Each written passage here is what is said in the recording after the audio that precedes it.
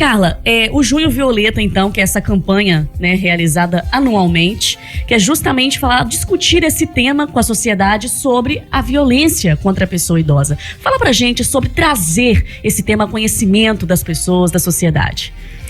Então, a gente trabalha o Junho Violeta, né, especificamente pela conscientização e o combate à violência contra a pessoa idosa, mas a gente faz ações o ano inteiro, trazendo essa conscientização, né, ao respeito, à dignidade, à garantia de direitos e à proteção da pessoa idosa, seja através dos nossos serviços, seja através de toda a rede de proteção e seja através também das informações, porque a proteção é um direito, né? A informação é um direito e o idoso ele tem que ser protegido de todas as formas, né? Na saúde, na educação, nas oportunidades, no desenvolvimento e também na saúde, né? Então é qualidade de vida, mas também é uma promoção da dignidade e do respeito à pessoa idosa da nossa cidade. Quando a gente fala violência, é importante especificar os tipos dela, porque a gente não está falando só daquela violência física, não é mesmo? Você poderia citar alguns tipos de violência contra o idoso? Sim, a gente tem vários tipos de violência, né? Nem sempre a violência física é a mais comum,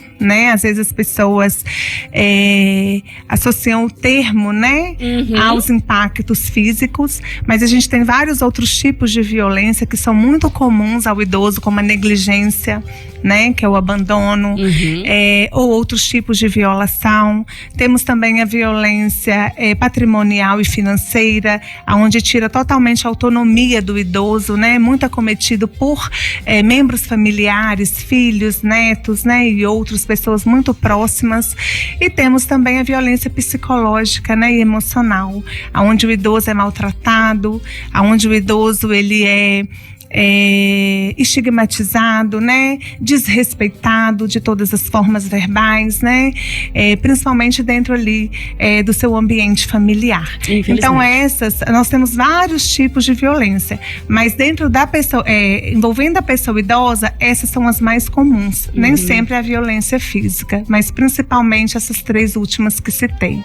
E quando a gente fala dessa violência, né, que sai da própria família, que vem da própria família do idoso, como que identifica os sinais de violência, de maus tratos contra o idoso? Como saber que aquele idoso está sendo vítima de maus tratos? Então, Mayra, a gente tem várias formas na nossa abordagem de identificar, né, esses maus tratos. A gente percebe ali através do atendimento ou de atividades coletivas, né, um isolamento do idoso, uma tristeza. Às vezes tem sinais sim, físicos, né, também. O próprio idoso verbaliza quando ele tem um vínculo muito grande ali com a equipe, com algum profissional. Às vezes ele compartilha com colegas ali, outras pessoas que estão no serviço de convivência ou em outros serviços, e aí ele compartilha e essas pessoas trazem informação à equipe.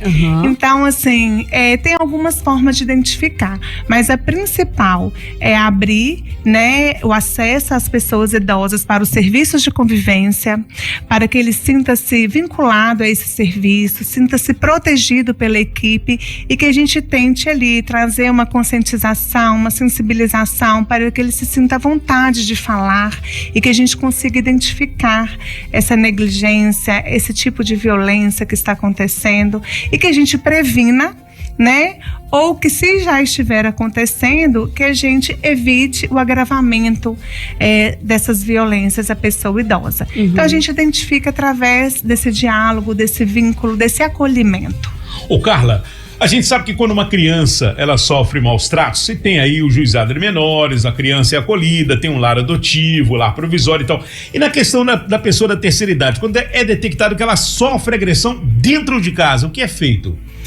Então, Kekel, a gente incentiva o tempo todo a denúncia. né? A gente tem alguns canais de denúncia através dos nossos serviços da rede socioassistencial, das unidades de saúde, das delegacias, o Disque 100, que é uma denúncia anônima, o 190. Mas, além disso, A gente tem também os acolhimentos dentro das nossas unidades, né? A gente acolhe as pessoas idosas, identifica, e aí sim é feito todo o boletim de ocorrência dentro do fluxo da nossa rede, né? Porque a pessoa que comete a violência contra idoso, ela tem que ser punida, independente do grau de parentesco que ela tem, né? Com essa pessoa idosa, da mesma forma quando acontece com a criança ou adolescente. E aí eles são penalizados porque é um crime contra a pessoa idosa, né? Eles vão responder por isso. Isso aí já é a parte da segurança pública, da polícia, né? Não da assistência social. A gente deixa isso bem claro, né? Que a gente não trabalha como polícia, né? Nós trabalhamos com proteção, com garantia de direitos e fortalecimento familiar e comunitário. E aí a gente também nós temos, quando é identificado também, claro que em último caso o acolhimento, né, institucional é a última opção para a pessoa idosa, mas quando ocorre todos os tipos de negligência, já foram esgotadas todas as possibilidades e não tem uma rede de apoio para esse idoso, não tem uma segurança para que ele viva com tranquilidade, nós temos também um acolhimento institucional para idoso, que é o lar dos idosos, mas lembrando que ele é a última opção, porque o idoso ele tem que ser protegido pela família e pela sociedade. Esses laços familiares e comunitários têm que ser mantidos. Você citou os canais de denúncia e o município registrou nos últimos anos uma redução ou um aumento nesse número de denúncias. O que os números revelam? Então, como a gente trabalha muito com a informação, com a conscientização, com as campanhas, a gente percebe que tem aumentado, tem crescido o número de denúncias e informações que chegam aos nossos serviços, né? E aí, no ano de 2025, nós tivemos aí, eu estou com aqui alguns dados aqui, nós tivemos no ano de 2025, nós tivemos, deixa eu falar aqui para vocês. Só um minutinho. Esses dados são importantes, né, Kekel? Nós tivemos alerta. isso. Nós tivemos em 2025 62 idosos que sofreram violência, né? Isso envolve todos os tipos de violência que estão em acompanhamento com CREAS. Lógico que nós sabemos que existem mais idosos e que aí por isso que nós precisamos, né, fortalecer esse movimento da conscientização, da importância da denúncia e das informações para que cheguem os outros casos também. E aí, qual que é o objetivo dessa denúncia? É proteger os idosos, é evitar que outros idosos sejam também violentados, né, de qualquer tipo de violência, e fortalecer esses idosos e protegê-los também, e que cada vez chegue mais essas informações. E lembrando que a violência contra idoso, assim quanto a criança, ela é de notificação compulsória. Nós trabalhamos com dados, tá? Então a gente tem um setor que é vigilância socioassistencial dentro da secretaria, da Secretaria de Assistência Social, assim como tem também dentro da saúde a vigilância epidemiológica, onde a gente trabalha com esses dados. E aí esses dados refletem o quê? Um conhecimento, um diagnóstico aonde estão essas pessoas idosas, em qual território, em qual lugar, né? Quais são os tipos de violência, para que a gente trabalhe esses pontos frágeis, né? E essas pessoas, essa comunidade, esses territórios, para evitar e prevenir novas violências contra a pessoa idosa. Eu não sei se eu sou pessimista, né? Mas eu não sei, a família, o ente querido que tá ali, né? O dentro de casa, enfim, que maltrata, né? O seu avô, o seu pai, sua mãe. Eu acho que não tem jeito dessa pessoa voltar a acolher da mesma forma, porque se fez a primeira vez e tá na índole da pessoa, não sei, acontece da pessoa reconhecer o erro e depois vocês voltarem lá e verem que o idoso passou a ser bem tratado? Sim, Kekel, o que acontece? Realmente é inadmissível, né? A gente entender a violência contra uma pessoa idosa. Foi uma pessoa que te criou, né? Colocou no mundo, te criou, te deu base, deu tudo, e no fim da vida precisa da sua ajuda e você vai lá e maltrata. Exatamente. Ela contribuiu tanto com a nossa vida como de toda uma sociedade, né? Porque a pessoa idosa, com a sua experiência, ela contribui de diversas formas, né? Com a sociedade. E aí, Kekel, a gente trabalha exatamente com esse fortalecimento de vínculo, com a reintegração familiar, com o fortalecimento dessa família, para que essa família se prepare, se fortaleça para receber esse idoso e não cometa acometa mais esse tipo de violência. Por quê? Porque tanto o idoso quanto a criança, mesmo quando acontece essa violência lá no leito familiar, no ambiente familiar, ela quer ficar com a família. Ela não quer romper este vínculo. Então, às vezes, ele tem que afastar temporariamente dessa família, né? Para essa família, para a gente trabalhar com essa família, trazer o fortalecimento, para essa família, né, passar por todo aí o percurso que ela precisa passar de fortalecimento, de reflexão, né? De trabalho mesmo social com essa família. Até porque essa pessoa de idade, o que acontece também com as crianças, ela deve se sentir a culpada da história, né? Principalmente no caso da criança e do adolescente, sim, é um desafio que nós temos, né? Que é trabalhar esse fortalecimento da criança, esse entendimento da criança e do adolescente, para que eles não se sintam culpados de nada que aconteça. Mas os velhinhos também não se sentem, falam assim, nossa, eu tô causando transtorno, tô velho, tô incapaz e tal, e eu tô causando transtorno. Aí às vezes toda essa raiva, né, essa fúria em cima de mim é porque eu sou o culpado, eu tô dando trabalho e tal, eles começam a ficar depressivos por causa disso? Sim, eles se sentem culpados, eles se sentem um peso, eles se sentem inúteis, né? E aí por isso que a gente trabalha com todo esse fortalecimento, né, com esse acompanhamento, essas intervenções, mostrando a importância deles, mostrando o respeito que eles merecem, né, trazendo autonomia, dignidade e mostrando que os agressores que são o culpado dessa história, né? E não as pessoas idosas, que as pessoas idosas, elas merecem proteção, dignidade, né? Ela tem que ter vínculos mantidos, a habilidade diminui, a mobilidade diminui.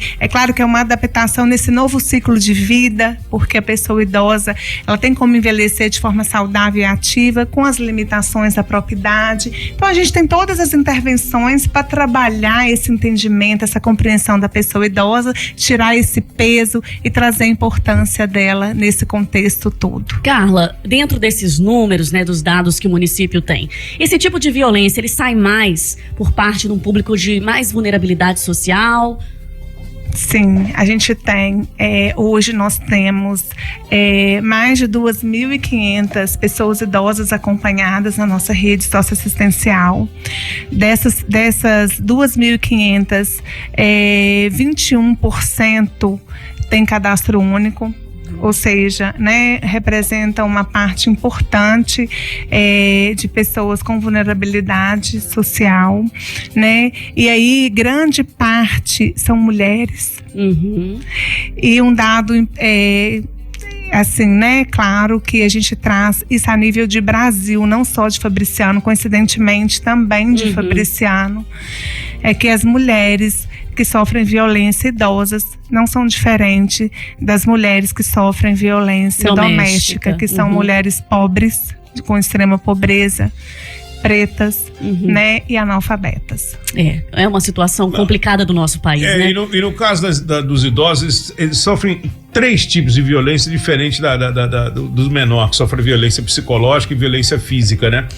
E financeira, né? Exatamente o que eu ia falar, violência financeira, né? Que a própria pessoa da sua família, o filho, a filha, enfim, eles vão lá e pegam aquele mirradinho que a pessoa recebe de aposentadoria, já passa a mão naquilo e o idoso fica sem o seu remédio, fica sem uma alimentação condizente, né, com a sua necessidade. É a violência financeira também, né?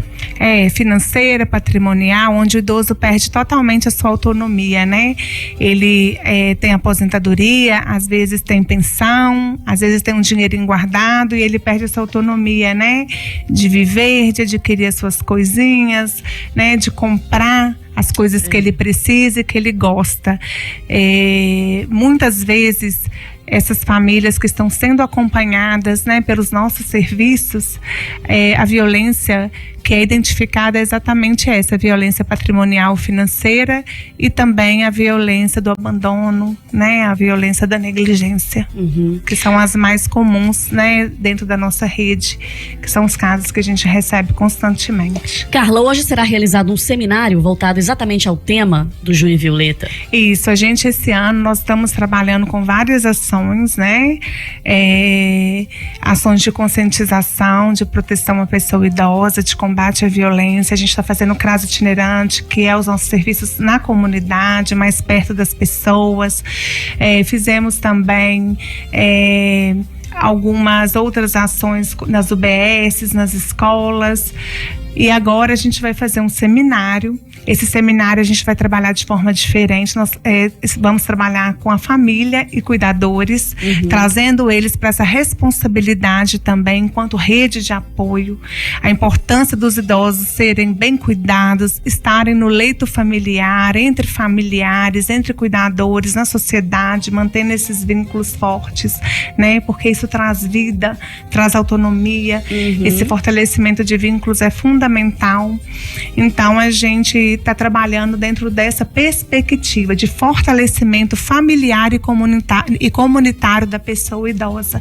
A gente achou muito bacana e assim, é tão bacana que a gente vê o quanto é importante aproximar a família e a sociedade mesmo, da prefeitura, do estado, enquanto responsabilidade de todos.